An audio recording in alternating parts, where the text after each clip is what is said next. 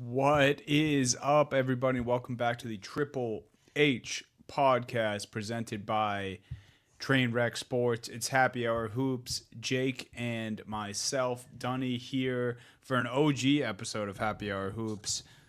Steve will not be with us this week, but he is fine. He is just grinding at work, I was and gonna we're say gonna Death by Black Friday is right. Steve. Yeah, When you're in the card biz or the streaming biz or both, it tends to be a wild week. So Steve won't be here, but we're gonna hold it down. All things NBA per usual, guys, and we'll start in a place that we maybe should have given a little more love to up until this point in the NBA season.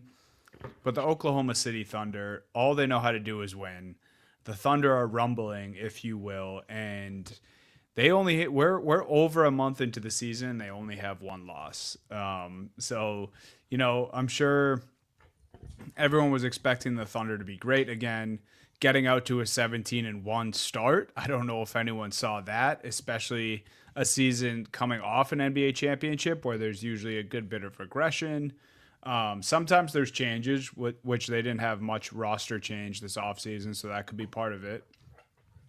But we mentioned not starting the season with J Dub last week, and here they are, not really affected at all. 17-1. I mean, just early thoughts on the Thunder here, Jake. They're just that good, right? I mean, uh, when do we start talking about the potential of them breaking the Warriors' 73 win record and getting to 74, maybe even 75 wins? Because we're already damn near a quarter of the way through the season. They have one loss. You mentioned they no J Dub yet at all. Like just the fact that all these guys just keep stepping up for them. They were my finals pick before the year. So I'm not saying I'm like surprised that they're doing well. Like obviously everyone expected them to be back in the position that they were in last year, going to be one of the best teams in the NBA this year and for years coming. But man, it looks effortless sometimes on some nights for them where if one guy goes down or like one guy is having a rough game, they can just plug somebody else in to just get 16 off the bench and play strong defense and everything else. And SGA is just he's just a weapon, man. Like he's just so smart. That's the thing. I feel like and I do this too because it's fun to make fun of him for it. Like we call him out for the foul baiting, we make fun of him for the foul baiting, all that stuff. But his basketball IQ is just like that's the part of the reason he's able to do it is he's just the one of, if not, probably not smarter than Jokic or LeBron or like those guys, but like Doncic, SGA, like all these guys, like the reason they can attack so well against these teams is just they're so smart, knowing all the angles, knowing all the intricacies of these defenses, and he's a master at this. He's only going to get better at it, and he has a perfect team around him to do so. They really are like if you were building a modern day wagon of an NBA team, they are just the perfect blueprint for it. And it's going to be an impossible blueprint to follow because Sam Presti's a genius. The way he's been able to accumulate these draft picks, the way he's been able to build this team through the draft and a lot of so many homegrown guys that they have. It's just something to marvel at because I didn't think we would see a team like this in the modern age, honestly, of a team like, and I know that they traded for SGA. Like, obviously, he wasn't like their own draft pick, but he was someone that when he got traded for, no one was expecting him to be this. Like, people expected him to be a good player, right? But no one expected him to be an MVP level player. The amount of homegrown guys that they have, having the Clippers pick this year that could be a top 10 pick as the Clippers sit here at like 5-12, I think, on the year. It's just amazing to see what this organization is like, where they're set up for this year and for the years beyond. But I really think like we got to start thinking about 74 wins sooner than Yeah. later. Yeah, and like you give the nod to Presti, who I think deserves most of the credit for assembling this team. One, but then like we got to start talking about Mark Dagnall at some point too, because even like I think this year, the start of this season is where Mark really deserves the credit because we talk about it. I mean, I went through this last year with the Celtics. Like, I was kind of just brushing off the like, oh, year after a championship slump, like sure, teams let down their guard a little bit or they're worn out to start the next year. Like that is a very real thing, especially in the NBA. And the fact that the OKC Thunder have just shown no signs of slowing down without their second best player, that's when you got to start to credit the head coach. Just lineups, coaching decisions throughout the games, all those different types of thing on a night in night out basis. So, I mean, just from the ground up, they have a outstanding organization. Obviously, the point where Presti was able to get them now, it stems off having three MVPs on the same team and then kind of being able to work with all those guys departing and what you got back. Um, but when you talk about the SGA trade, it did make me think back to like what that trade was, and of course there was a bunch of other pieces in the deal, but it's crazy to think that they did all that to bring in a guy like Paul George at the time, the Thunder, um, or excuse me, to get rid of a guy like Paul George, who was an MVP candidate on the Thunder, and obviously, who can forget Paul George's Indiana days? But it's crazy to think that like that was the bulk player in the deal for SGA, and then like thinking back to Paul George's almost MVP season in OKC or any of his seasons in Indiana, it's like SGA has already so far surpassed any of those seasons, and obviously got his own MVP last year. So it's just kind of crazy when you put the SGA trade into context like that, and then just going back and looking at the number of picks that came along with it and all the other stuff. So, pretty crazy for the Thunder. I thought it would be fun to maybe do an exercise where we try to find the Thunder's second loss of the season because, Yeah, let's do it. as we mentioned, 17-1 at the moment. Their next games until Christmas in this order: Timberwolves at home, Suns at home, at Portland, at Golden State Warriors, Mavericks at home, at Utah, Clippers at home, at Timberwolves, Grizzlies at home, at Spurs, Spurs at home. So I'm thinking, I mean, it's very possible they get to Christmas not having lost the second game. Yeah. But the games where I think it could happen in here are at Warriors. So 4 games from now at Warriors, or it might take until the at San Antonio 2 days before Christmas. Obviously, I think the two Timberwolves games are live for a potential loss there, but otherwise, I mean, this could be a Thunder team we see get to Christmas with one loss. I think it's going to be hard to pick against them in any game the rest of the year. Like, because if they're healthy and they're playing everybody, it's like, why would you pick against the Thunder? I'm with you though. I do think that at Timberwolves game could be a little sneakier, but I mean that's really it. Like especially with teams that don't match up with them, that the talent level isn't there. They've just been blitzing these teams. Like it's just been so effortless for them to blow these teams out and get out of these games with wins. I don't see any of these teams like that stretch of the Mavericks, Utah, Clippers back to back is going to be like scrimmages for them basically. Like it's just going to be so easy for them to handle those. Watch it be the Clippers though. Watch James Harden come into town and put up like 45 or something crazy like that. And Kawhi plays. No Kawhi game. He's held. Oh, I was thinking Kawhi does play. Yeah, watch it not be Kawhi too. Like who knows? Zubac just dominates, Chet Holmgren the whole game. Like I don't know. Like that it might be a weird game like that, but like you said, this is 11 games you have here. They're 17-1. Would you be surprised if they're 28-1 going into Christmas? Like, I don't think I would. And that's the wild thing to say. Yeah, it's just insane, man. Like this Thunder team is so good. And we're saying if they stay healthy, and we already mentioned it, but like they still don't have J-Dub. So I don't even like want to consider this team with another gear in them, which they just have in their back pocket. And like now, like who knows if they started a different way. Maybe J Dub would have already been trying to force his way back here, but now they can take all the Honestly, time what they I want was with thinking any that injury. too. That he probably could have been back by now, but it's like why bother? Yeah, Like if he's good rest with up, it, young fella. rest up, yeah, be fully healthy. You basically get the best trade acquisition of the season at some point during the year when he comes back. Like good for you guys. Like the rich get richer. And yeah, they're scary, man. Like that's the thing is like this season's been fun so far, but it might be one of those seasons where it just doesn't like all the stuff around the dominant team is fun, and then we're gonna get to the playoffs and like, oh, this isn't that fun. The Thunder are just gonna roll over everybody. Like who even has a shot? That's when you look at the rest of the teams around the league. Like right now, the Detroit won 13 in a row. They're 14-2. We talked a lot about them last week. Put them up in a game against the Thunder, a series against the Thunder, man. Like that would be terrifying. And maybe Yeah, I I'm mean, underselling Detroit, but I would be terrified for Detroit in that series, no matter what. yeah, you'd have to think like 95% of the public would be on OKC. Like Yeah.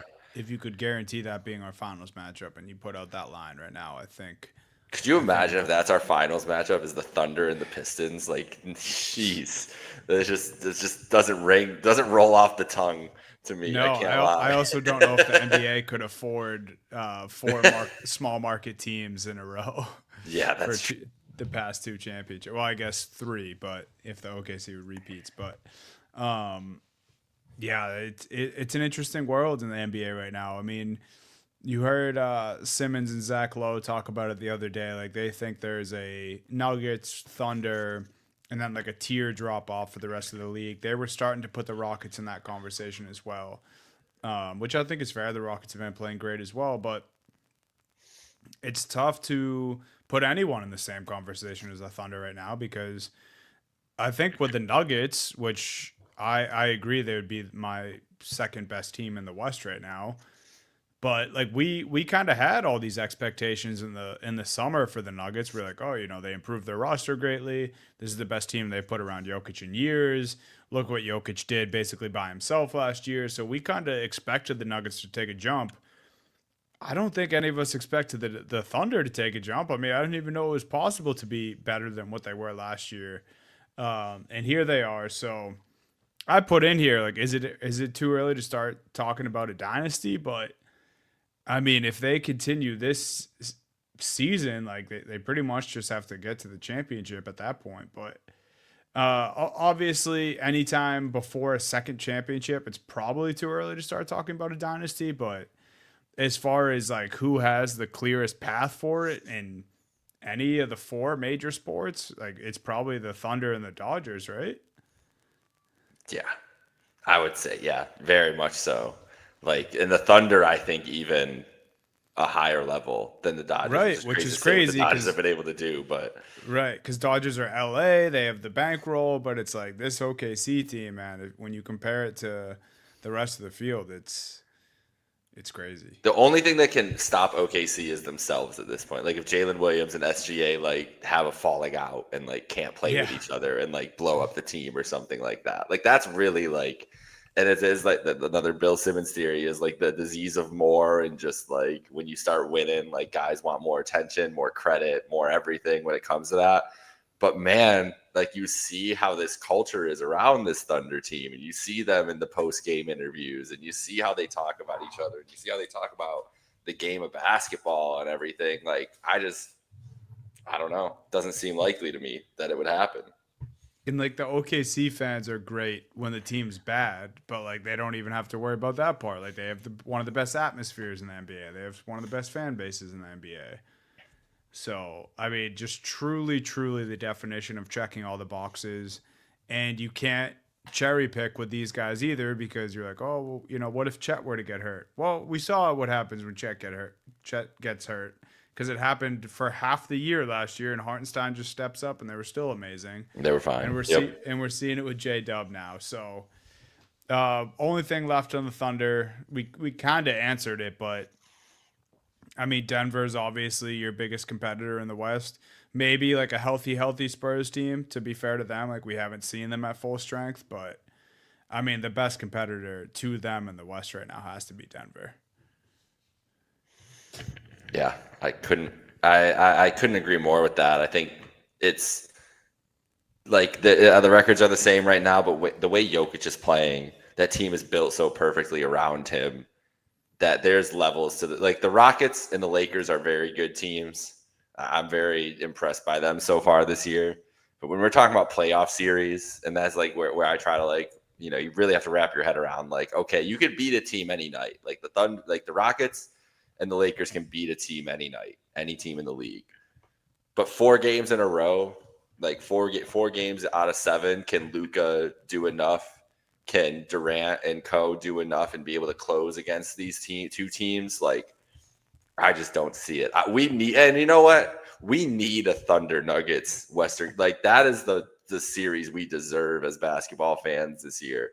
Is the Thunder and the Nuggets in the conference finals to see what that looks like because, whew, man, it's like that's a true clash of titans like waiting to happen that I just desperately want to see this year. Even though I would like to see obviously LeBron have a chance at the ring and these other things. Like there were some other fun subplots in there, but nothing would be better. There's no finals matchup that can match up to that. Like Thunder Nuggets is the series of this playoffs that we need to see. So I'm with you. It's the Nuggets and the Thunder and everybody else in the Yeah. league, honestly, in my opinion. Oh yeah. No, that's kind of how I'm viewing it now. And like you mentioned, that I'm like no disrespect to Detroit, but none of us had Detroit holding the 1 seed at this point of the season. So I don't think I am being disrespectful because I didn't see the Pistons being here anyway, and they're punching above their weight, which I think most people would say. But they're doing a great job. They're just no one's the Thunder right now.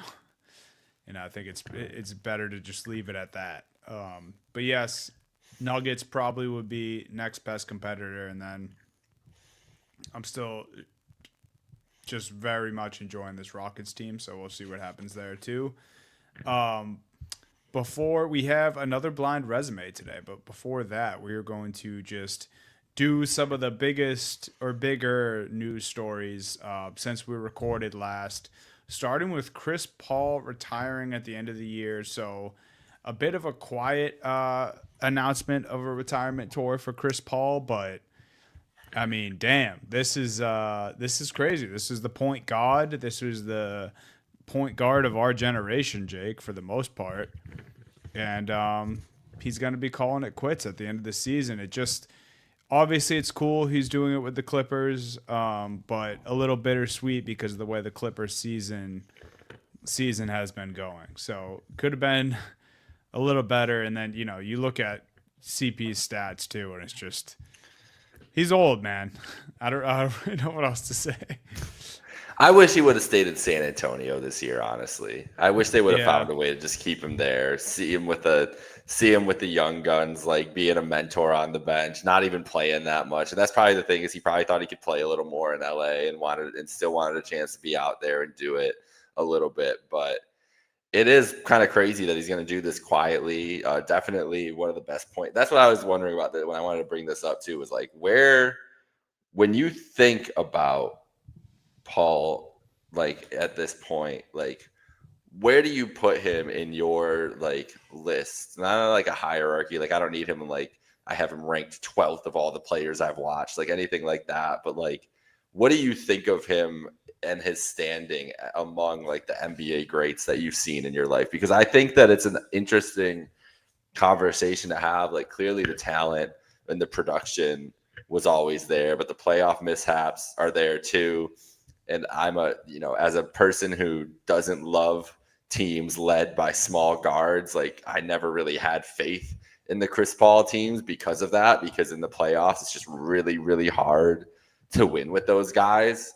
And he did have a factor of him that, let's just be honest, like there was a bit of a lack of a clutch factor, a lack of a killer instinct when it came down to some of those moments too.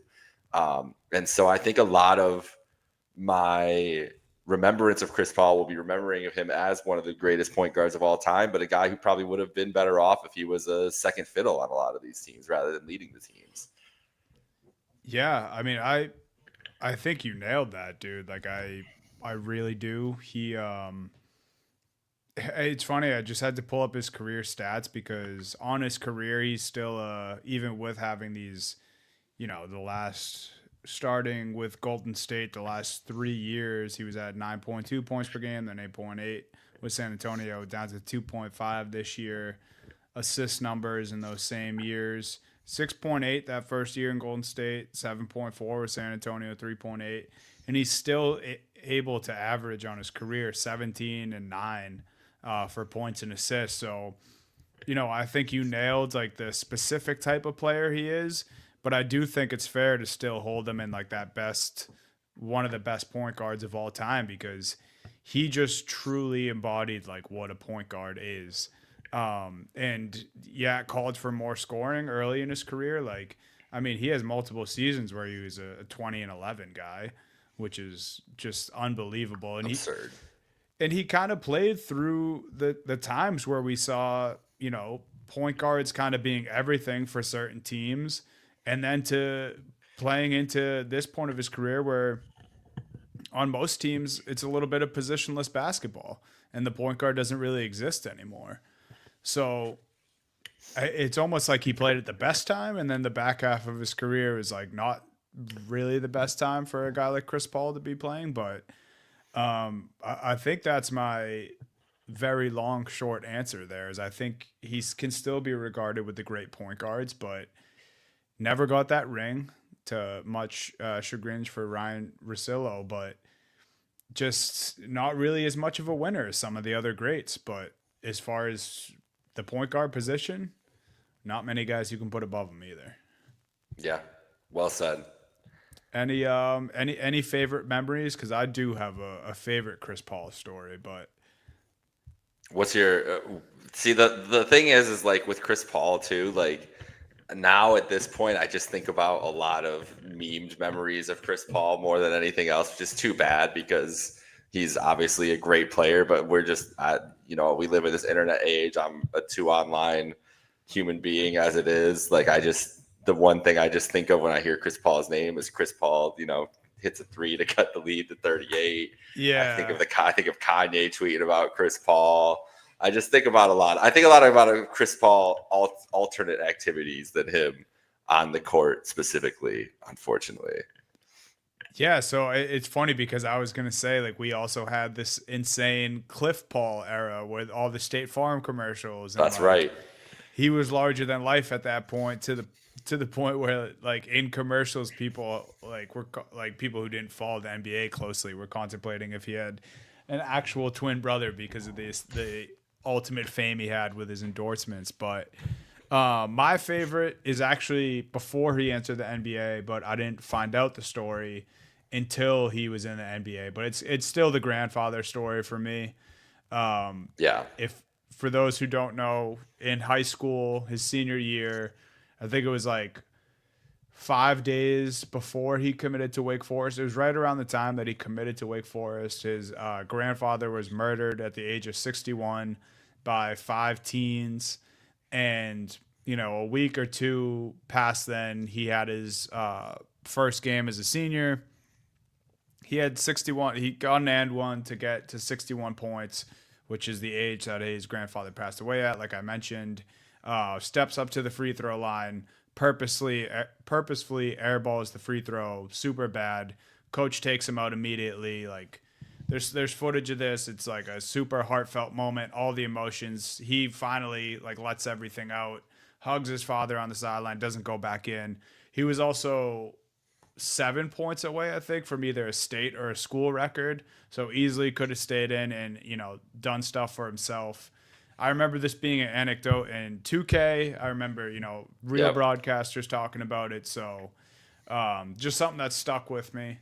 Pretty cool Chris Paul story, just like family emotion wise.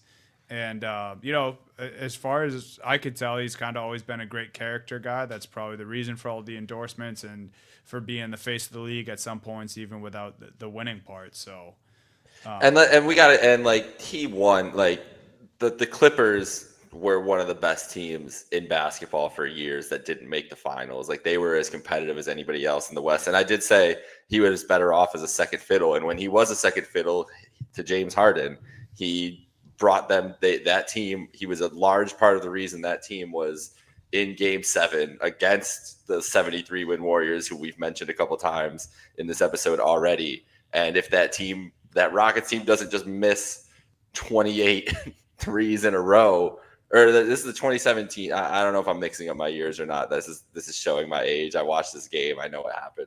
But the 28 threes in a row, if they don't miss that, like, does that team just go on to win the NBA Finals? Like, it's very, very possible. So it's a tough.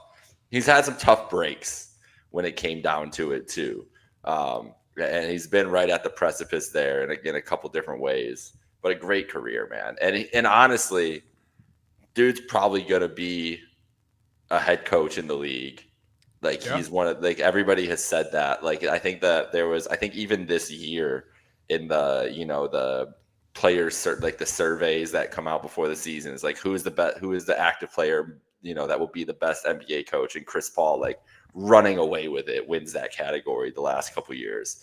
So he still has a chance to get that ring. Might just be as a head coach in his career, but clearly one of the brightest basketball minds the league's ever seen.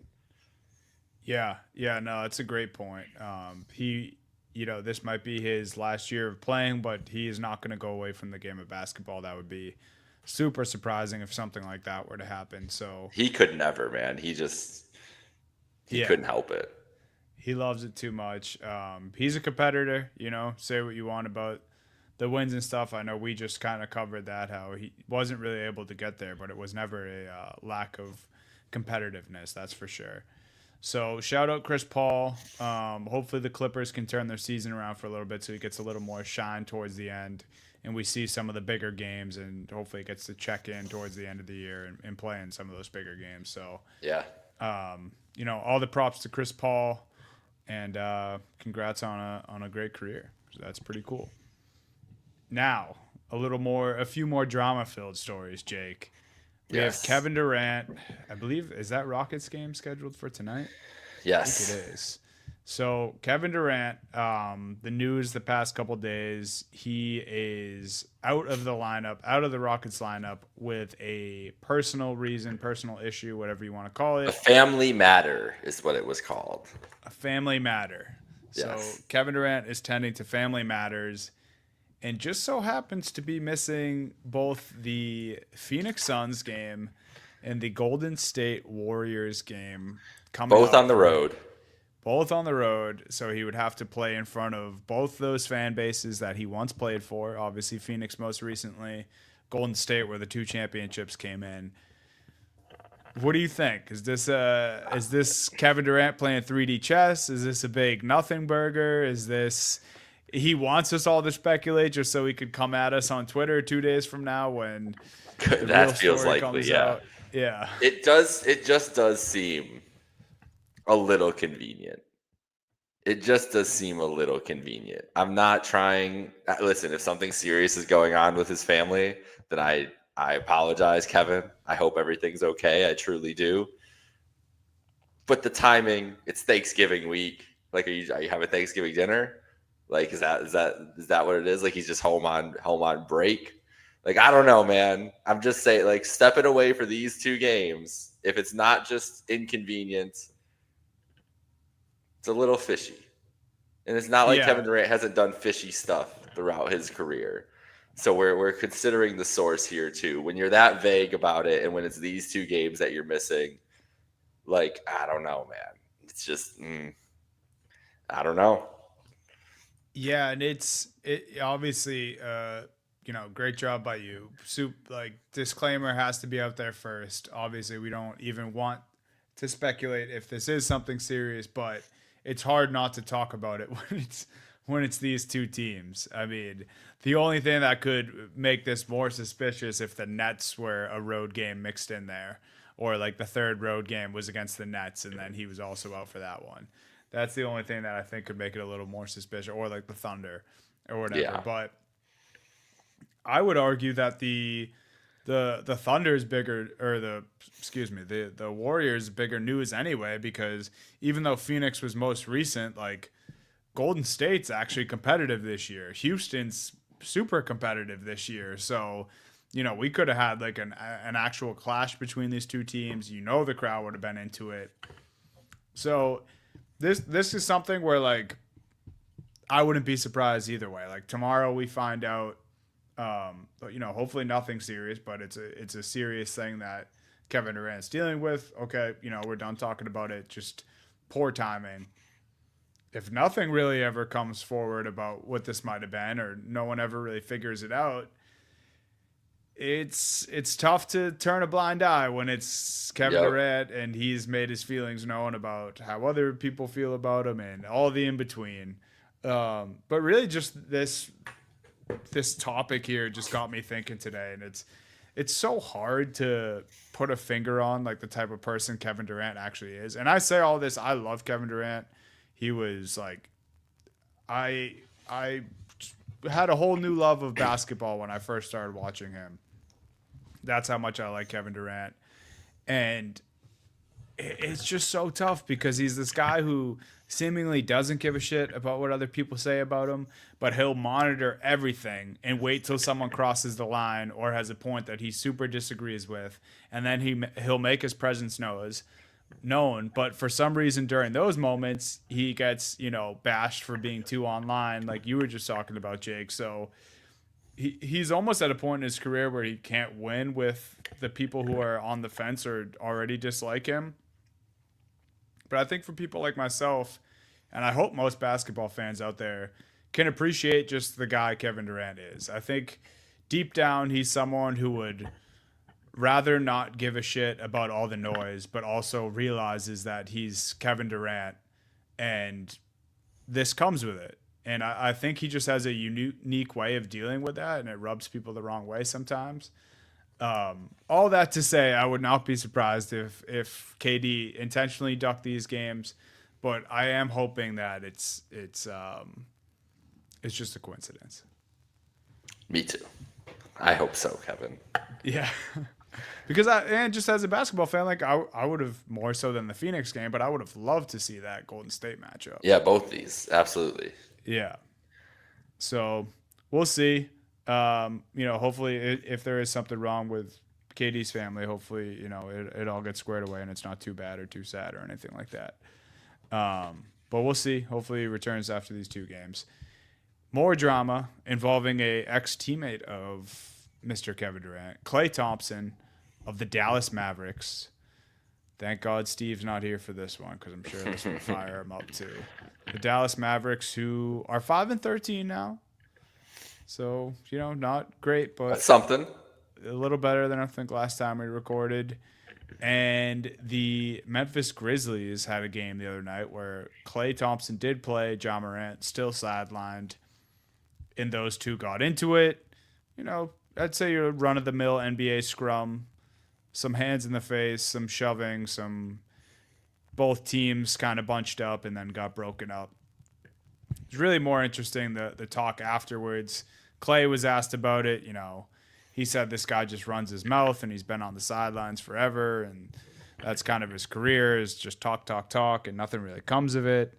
Now, of course, this whole week everyone's been resurfacing the Ja Morant clip of him saying we're good in the West, no worries over here. And since he said that, I believe he's had a first round exit in the playoff, a not make the playoffs, and then a first round sweep in the playoffs, or he was swept in the playoffs in the first round. So obviously Ja is just having a tough year as it is, like very, very bad chemistry, it seems like, with the entire Grizzlies organization at this point. I mean, Clay's in a place of frustration too because his name's on the trade block every week. His game's gone way down. The Mavericks are pretty bad. What did you think of the whole Ja Klay thing? Is like kind of non-surprised because of the two guys who were in it, who are like usually a little pouty and kind of speak their mind a little too much. What did you think of this? I also think a big part of it is that they are two bigger names who are struggling in their own different ways, right? Like Clay's doing what you would expect, I think, at this point in his career, but the team is not what this is not what Klay Thompson signed up for when he came to Dallas. That's for sure. We know that. We know Klay Thompson came to Dallas for Luka Doncic.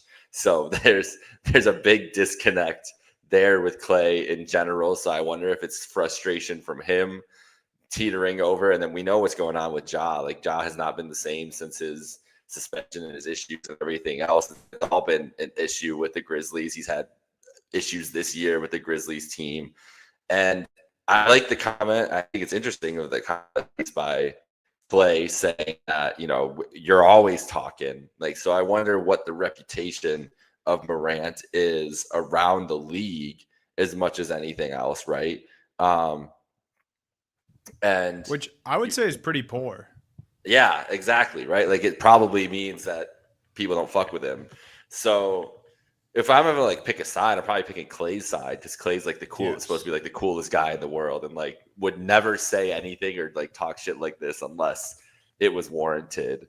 And John Morant's got to get his head on straight, man. Like this is the craziest thing is John Morant could have been handed the keys to the NBA. Like could have been the face of this whole thing. Like a couple years ago, if you would have said like Ja Morant is the next big superstar in the league, like I don't think people were doubting that for a second. Like it was all right there in front of I him. And think there was like a chunk of the NBA that was hoping that was the case. yeah, that too. And it's just been a series of missteps and misfortune that has led him to this. And a lot of it is self inflicted.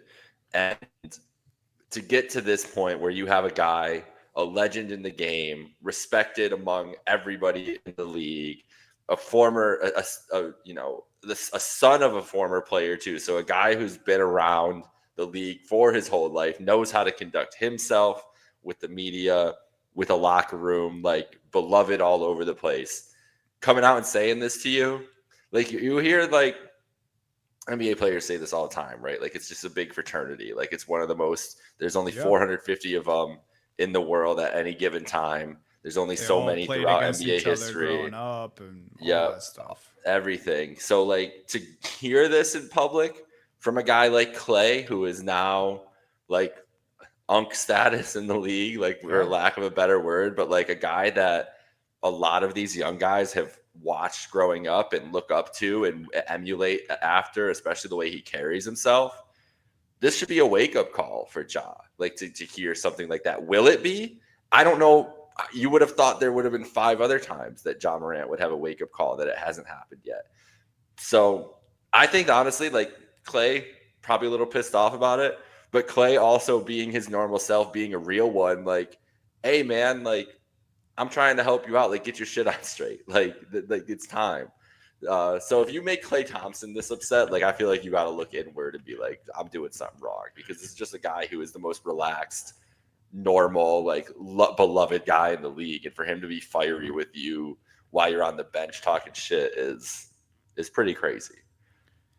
Yeah, and I'm glad you had the answer that you did because that's a lot of what I took out of it too is like, wow, this like I don't know if you just read the quotes or I watched the post game with Clay like in the locker room getting asked about it.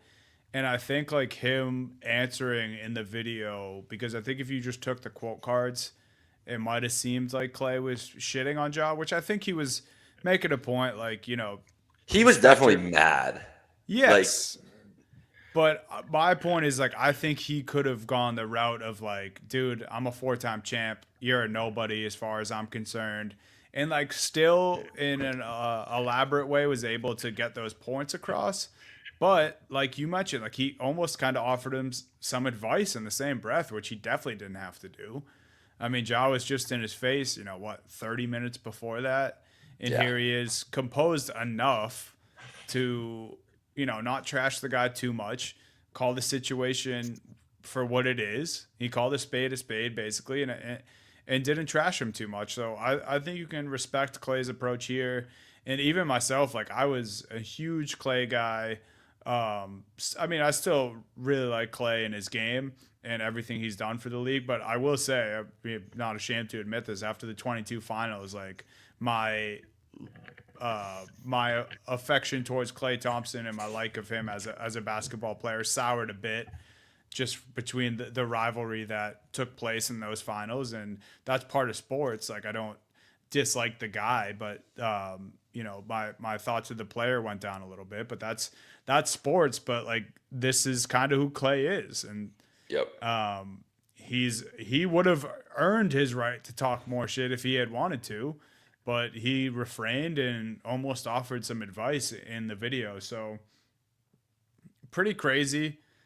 And more so, I say crazy because you mentioned it too. Like you would have thought that Ja already would have had his eye-opening moment, his turn his life around moment, his turn his career around moment, and he's had multiple chances of that too. I would have thought that the big suspension would have done it for him. And maybe there's stuff behind closed doors that John Morant isn't getting the fairest, bid with the Grizzlies. Like maybe there has been some mistreatment there from the organization.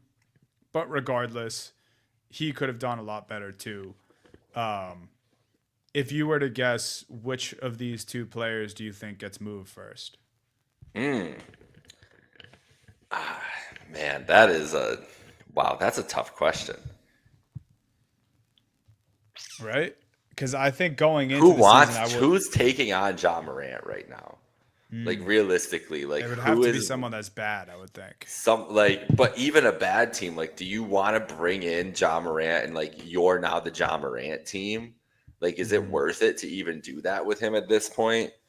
So, because like say the Nets, like would the Nets like want to give their keys to the franchise to have John Morant and Michael Porter Jr. like running around chucking up shots? Like I wouldn't want to. I wouldn't want any part of that. So, for all the off court shit, I think that's what every team surface level is thinking. Like I'm sure they bring in the I'm sure like any PR group of any NBA team that like catches wind of their team possibly thinking about John Morant is like having a mini meltdown, even considering having to deal with that. But I actually like the example you brought up. Like I think the Nets might be a perfect team to do that because Yeah, it's like looking inward at the Nets. It's like, what are you guys actually doing over there? So like like John Morant could be a flyer to fucking fill seats for a few years for the Brooklyn Nets yeah, that's fair. because what other direction are they going? And you're not trying to build a team around MPJ, and if you are, I would say stop immediately. Yeah, please don't. Like, and then like you just have guys like Cam Thomas who probably won't be a Brooklyn Net for life. Nick Claxton, I mean that guy's gonna get paid somewhere else or traded for pretty soon, I would imagine. So like there is teams like that where I think maybe you do it just to be a little more relevant. I mean, maybe it's a Washington Wizards for the same reason. And then you start to think about other teams who actually could use a point guard. I know people keep wanting to throw out that Memphis Atlanta swap for Trey Ja. I mean, as the days go on here, I would have to think that Atlanta is less and less interested in that. But then again, Trey Young hasn't been playing like this whole time too. So Yeah, it's weird. I don't think there's definitely not like a perfect situation where it's like, oh, John Morant needs to end up on that team. I do Which is, think. Go ahead. no, I was just gonna say, which is why I would probably say Clay gets moved first, just because I think it's an easier, lower scale move for a team to make, and like contenders are gonna be interested in Clay, and then bad teams could also potentially be interested in Clay just for the contract, just to make that work elsewhere or dead money or however they want to use it. So I think it's just easier to move Clay. So Yeah. my guess would be him. But what else did you have? No, I was gonna. I agree with you completely. I think Clay. I do think Clay is just an easier move to make in the season too, right? Like you're not. You're not. It's an easy fix to the like easy implementation into the locker room for everything we said. He's gonna know his role on all the teams. Like there's not gonna be question about how much should he get the ball, how many shots should he get. Like Clay's gonna do his thing. Like get him his 3-point shots, get him his looks, let him play some good defense, and go from there. And probably to help a contender or help a team that's trying to contend as much as anything else, or maybe some dead money or something like that too.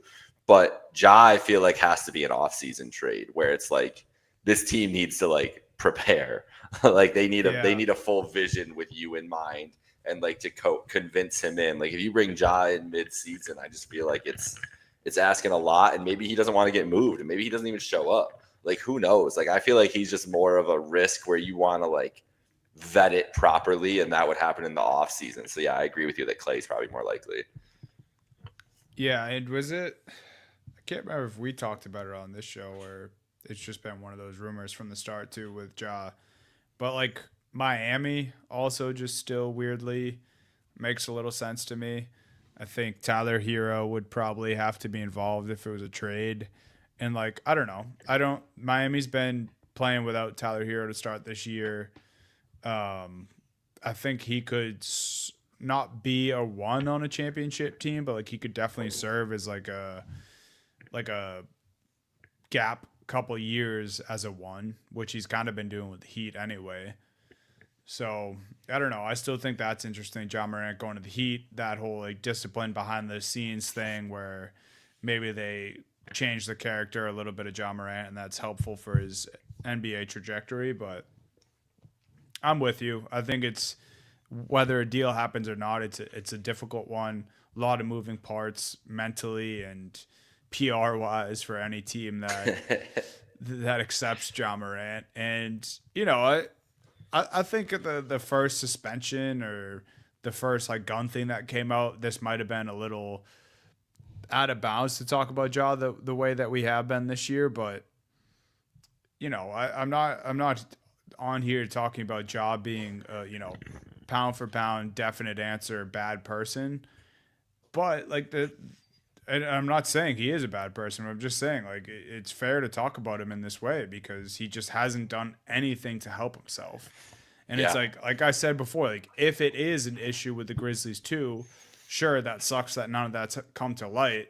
But what we do have on video week after week is, John Morant's comments, which just they just never look good when he gets in Nope. front of a camera and speaks his mind or isn't even playing for his team and somehow hurting them. So very, very interesting stuff. To put a bow on it, we both think Clay's comments pretty warranted, and who knows the future for either of these two guys. But I do think we'll see Clay in a different jersey before the deadline.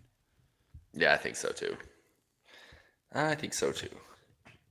Yeah, probably wouldn't be the worst move if the Orlando Magic made a Clay call, which people kind of thought was going to happen in the first place when he left Golden State.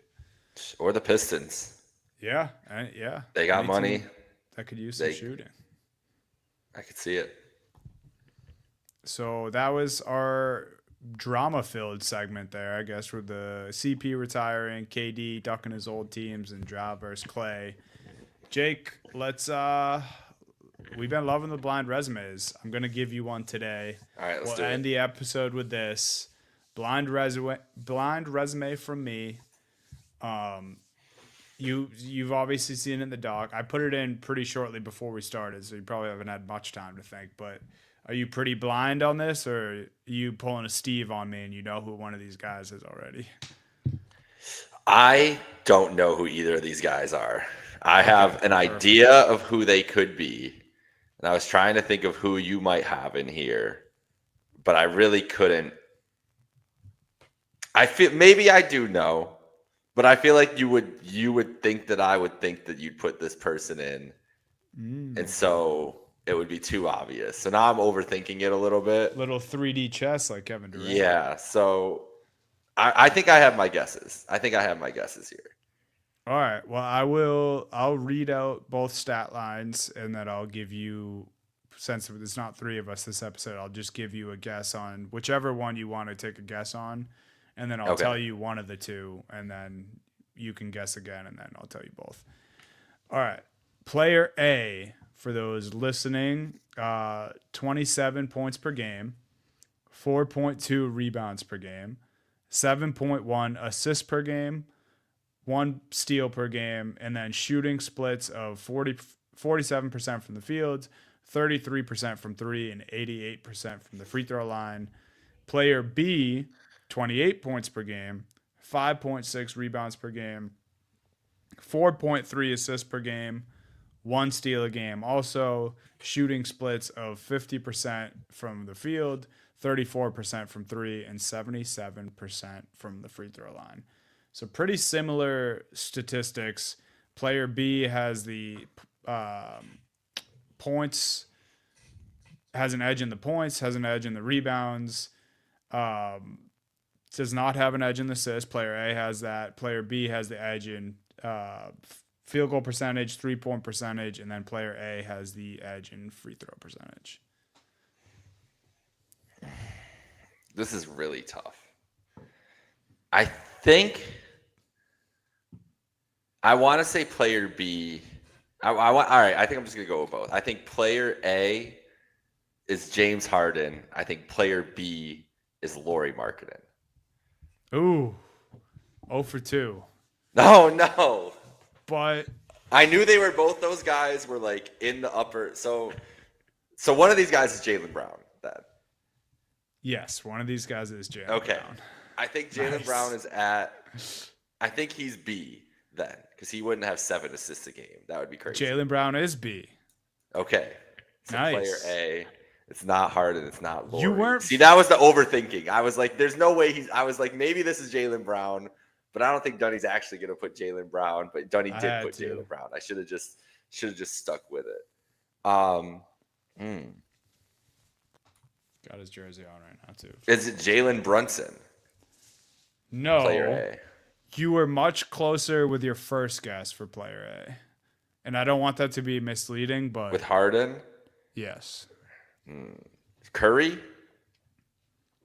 No, but still close for one of the reasons, the conference. Yeah, Curry. See, Curry's his 3-point shooting's got to be higher than that. So that's why I was trying to not thinking of him. The 3-point shooting's a bit of a surprise for this guy. I don't know. Those were my 4 guesses. Those were my 5 guesses. Were Brunson, Harden, Lauri, Brown, Curry for this range, because I knew all those guys were around like upper 20s of points. So I tried to figure out and match it up. Who's player A? Can I give you one more hint? Yes.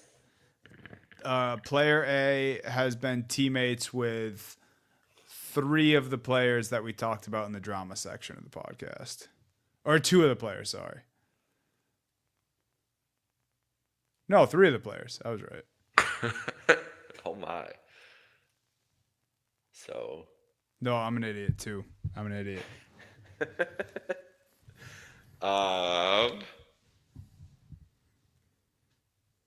Is it no? He was involved in the meme that you talked about with Chris Paul. Oh man. I'm blanking. Who is it? It's Devin Booker. Is it really? Yeah. Damn it! Devin Booker popped in my head too, and I was like, nah, I'm not Devin Booker. Fuck. Isn't that crazy? So Jaylen Brown has nuts. Nearly identical stats to Devin Booker. I would argue better. Obviously, Devin Booker almost 3 more assists per game, but otherwise, Devin Booker at 7 assists, I would have never expected. But I guess who else is throwing out assists for the Phoenix Suns this year, bro?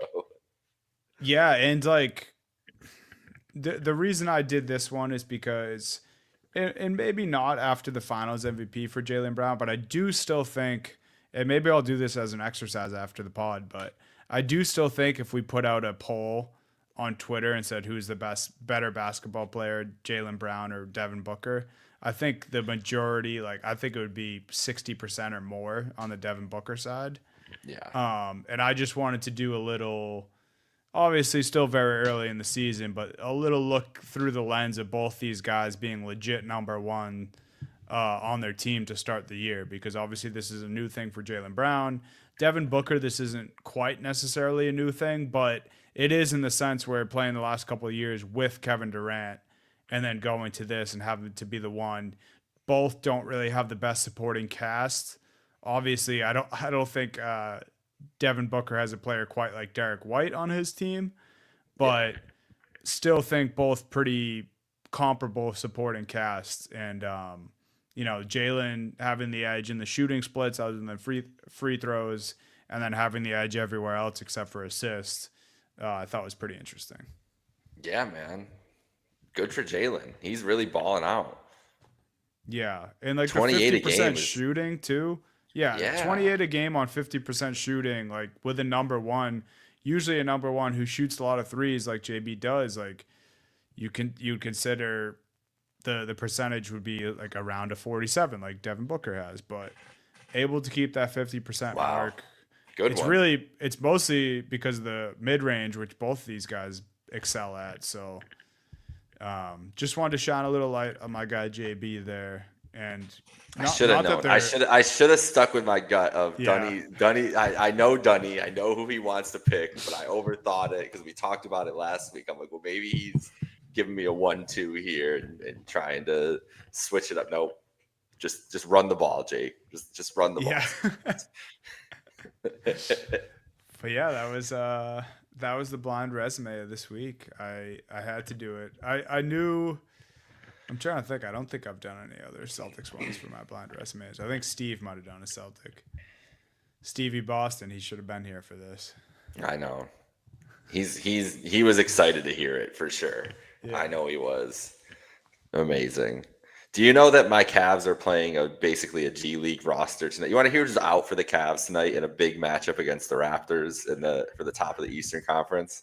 No Ooh. Jared Allen, no Darius Garland, no Dean Wade, no DeAndre Hunter, no Sam Merrill. Max Strus has been out. No Craig Porter. Oh my God, dude. Who the hell are you I just guys had to throwing out there? I just had to Alonzo share that. G. Alonzo G, yeah. Zerdunas Ilgauskas got a jersey tonight. He's going to be on the bench cheering the boys on. It's a tough look. I just needed to share that with you because I looked at this list That's pretty we unbelievable. were on the pod, and I was like, wow. I knew How the Cavs were banged up. I didn't know it was like that though. I really think they are kind of just last year they went all out, played everybody most of these games, and it was not big minutes, but they didn't rest a lot of guys. I think they're encouraging, hey, you have a stub toe, you're out for a week. Like Yeah. that's kind of what we're doing here now. Yeah, Crazy and times. it's weird too because it's almost like part of the NBA at this point is like finessing without colluding. Yeah. Just because of the It load is kind of a management era. shame because like I go to watch, I don't keep up with all the injuries going into every game when I turn on my TV or my iPad at night to turn on a couple games and tune in. And there's always someone that's just out. And I'm like, well, that if I would have known that, that materially changed what this game looked like, if Tyler Hero is out for weeks and things like not I know that Tyler Hero was out, but just like whatever, like looking at these rosters, there's like always like the second or third or fourth guy is out. And you're like, yeah, that's gonna matter in this game, whether people like to admit it or not. And it's crazy how people form their narratives off of teams that are like incomplete right now. Like that we're so early in the season. Like that's the thing, is it's such a marathon, the NBA We love to season. do it. We Yeah, can't but we help we can't help ourselves. it. Exactly. Like same thing with the Pistons. Like, yeah, cool. Pistons, you're 13-1, but maybe nobody else in the East is playing. Like the Pistons and Raptors are the two top seeds in the East right now. Like, is it just That because will the good East change. teams are? Yeah, I can't imagine that's finishing. I would bet right now that neither of those teams are 1-2 by the end of the year. I don't know who's going to be there. I'm not saying it's the Cavs or anything, but I just be hard pressed to think Yeah, that both those teams are in those spots I think that's a fair by the time statement. year's ends. So we're in crazy times. Crazy times. Ed, I will say this because although it hasn't been so many days since our last podcast, it's been less than a week. I did think that the Raptors would have a worse record or would start to come down to earth a little bit when we recorded last. I think I said that. And they are currently Yeah. on a 7 game win streak. So they just have not slowed down. Yep. Yep. And then they're playing the Cavs B squad tonight. Then they get the Pacers. Then they get the Hornets. Oh, So so they might still haven't lost since next time we recorded. they might be. Then they do play the Knicks Sunday afternoon on a back to back. Could be tough. But that's the thing with this. Like, there are, let's see here, nine teams, maybe 10 teams in the league that are just kind of pushovers at this point. I'd say Memphis, Utah, LA, Clippers, Mavs, Kings, Pelicans, Wizards, Pacers, Nets, Hornets are all like, and if you want to argue the Clippers and Jazz and Grizzlies are like decent, they're fine, like they can put up a fight, sure. But like a third of the league is just, I don't think any of those teams have a playoff shot. And that the thing is the Grizzlies are in the play-in at the moment at that with as one of those teams, but the league, we're not in a parity year. I don't think. I think we're in a, there's going to be half the league is good and half the league is bad, and that's that. Kind of seems that way. It's going to be Just interesting to very, see. yeah. The East especially, man. Just with those two teams at the top, like you talked about, and then everything else being like super tight past that. Yeah. It'll be fun stuff. Well, that is all we got for you guys this week. Thunder are gonna continue rumbling. They might not lose until Christmas. We tried to break it down. We'll see. Maybe even the new year. Yeah. Who knows? Hell, man, I gotta be good times rolling if you're a Thunder fan right now. That was most of the NBA news that's gone on since we last recorded, and then of course a blind resume. Just giving some flowers to my guy Jaylen Brown in the blind resume section of the show. That was for Jake and myself. Steve should be back next week.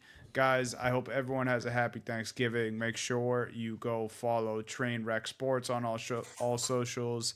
Like and subscribe to the YouTube. Follow us at Happy Hour Hoops 1 on all socials. And enjoy the NBA hoops, guys. We will see you next week. Peace.